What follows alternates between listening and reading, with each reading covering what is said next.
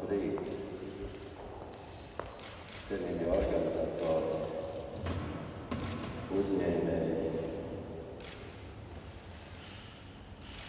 Pirmkārt, es gribētu pateikties visiem uzņēmējiem, ne tikai jums, šiem stiprākajiem, kas vienmēr ir bijuši, un acīm redzot arī velta grieķu laiku, uz priekšu, kur šajā galva bija. Latvijas uzņēmēji tie, kas nodrošinājuši Latvijas izaugsmi, stabilitāti un vārdu pasaulē. Jums jāpieliek nepieciešamās pūles, lai arī sabiedriskajā sektorā notiktu izmaiņas līdzīgas kā jums. Tur ir tik daudz darba spēka kvalificēta vēl priekš jums, ka mums ilgi nevajadzēs ievest, ja mēs spēsim to izdarīt. To, ka tas mums jāizdara, par to mums šeit nevienam šaubu nav.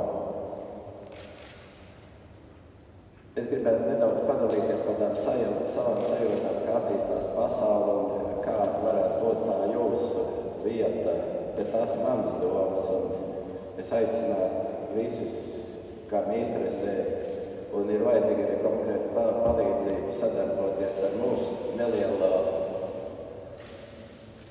grupu, kas var arī daudzos gadījumos palīdzēt praktiski. Man tā sajūta ir tāda, ka tās valstis, vakar, teiksim, bija tikšanās ar Zviedrijas valsts pārstāvjiem, ko viņi paziņoja, ka viņi ir apņēmības pilni nākamajos 5 gados eksportu pieaudzēt 50%.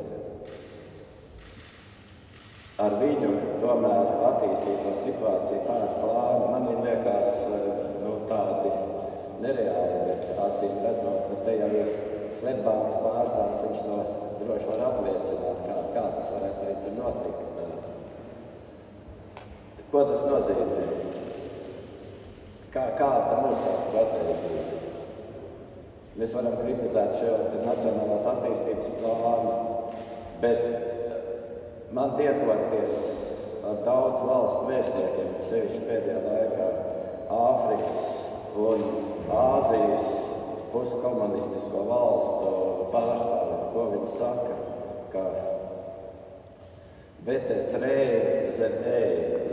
Es domāju, ka mums arī vajadzētu to tomēr ņemt galvā. Šī palīdzība mums ir pietiekami liela posta izdarījusi. Ja mēs domājam uz to dzīvot uz priekšu, tad mēs tālu nekur netiksim. Man arī tā sajūta ir tāda, skatoties tām valstīm, kas tiešām ļoti pozitīvi mūs novērtē un saskat nākotnes partnerus, ka mēs esam par maziem, ka mums jāmeklē tie veidi. Tas pirmais un pamats ir tomēr man visciešākā pārliecība, ka Baltija attīstīsies kopā. Lai cik stiprs mūsu Latvija nebūtu, es domāju, šīs te dalīšanās un pārveidošanās jābeidzas ar to, ka izveidojās vairāki kopīgi valsts uzņēmumi Baltijā. Ir arī privātā biznesa iniciatīvas no Igaunijas un arī no Latvijas puses. Tas ir ļoti labi, bet man šķiet, ka to vien mums jau tuvākajā laikā nepietiks. Ka tomēr būs jāmeklē ceļi, lai kopā ietu tālāk pasaulē, it sevišķi Āfrikā, jo kā Zviedri uzsver, ka pamat fokus viņiem ir Āfrika un, protams, arī Āzija. Un tur tomēr šī te interese ir, un tās valstis ir tik nesalīdzinām liels, ka mēs vien to nevarēsim izdarīt.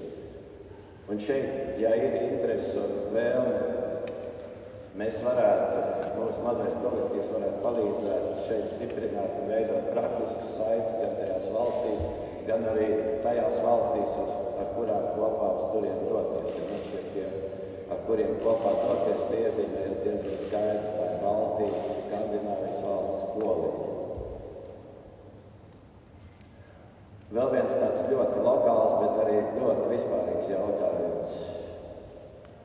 Jūs labi jūtiet, kāda ir situācija ar eiro un eiro atzīšanu pasaulē. Man ir visciešākā pārliecība, ka eiro ir un būs. Vienkārši nav nekādas alternatīvas. Ir divas valūtas, kas praktiski abas var uzskatīt par rezerves valūtām, eiro un dolārs, un tāds viņas arī paliks. Maz cerības, ka Ķīnas attīstība, ka Ķīna iegūst tādu uzticību, ka tā kļūst par rezerves valūtu. Tāpēc man šķiet spriest par to, es vismaz personīgi uzskatu un atbalstīšu pilnībā, kamēr man nepārliecinās savādāk, ka eiro ieviešana Latvijā ir vajadzīga un ka tas ir ļoti, ļoti nepieciešams. Un man šķiet no šiem te pirmajiem 101, ja izskanētu šīs te jūsu domas, nevajag atkārtot citu, bet kāpēc pār vai pret, mums jārada tomēr sabiedrībā tā sajūta. Un sabiedrībā tā sajūta pareizi var radīt jūs, kas esat pierādījuši, ka jūs ar savu darbu, ar savu naudu riskējat teikt uz priekšu. Tas man šķiet būtu ļoti tāds stabils un vajadzīgs signāls visai apkārtējai pasaulē. Novēlu visiem veiksmi, bet neapstāties, jo tās pārmaiņas tomēr tuvajā laikā būs ļoti straujas.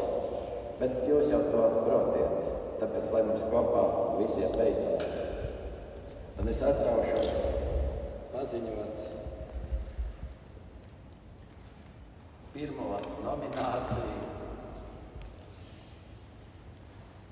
Tas ir interesants raksts. Uzņēmumu izaugsmu un vērtības pieaugumu, kas sasniegts veiksmīgi iekarojot eksporta tirgus, Olaina Farma.